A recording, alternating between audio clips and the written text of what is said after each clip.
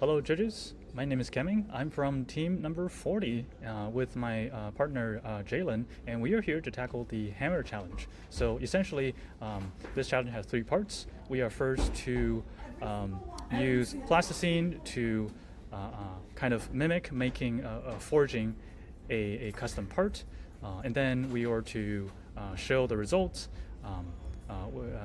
including the steps, and then finally we are to show a system of analyzing and tracking how strain on a two-dimensional is affecting our part. So why is metamorphic manufacturing very important? Because it can create very high quality, very high strength parts in very small batches, perfect for military, perfect for aviation, perfect for space.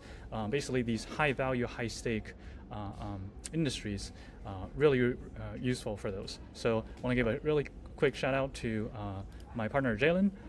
He's currently up to work. We have to overcome a lot of time scheduling as well as technical difficulties, so he's really been helpful and supportive. Huge shout out to him. And in fact, Jalen was actually the mastermind behind coming up, choosing and coming up with our mock automobile piston connecting rod, the mini version.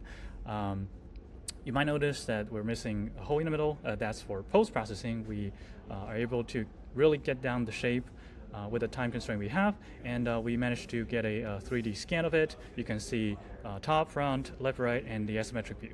So the instruction set are in the docs folder in the shared GitHub repository. So now I want to introduce you to our custom tool for analyzing strain that will really help these robotic tools to apply the right amount of force and to when manufacturing. So we are able to create a website that you can actually go to. If you go to the GitHub repository, it's linked on the homepage of the repository. It's right here.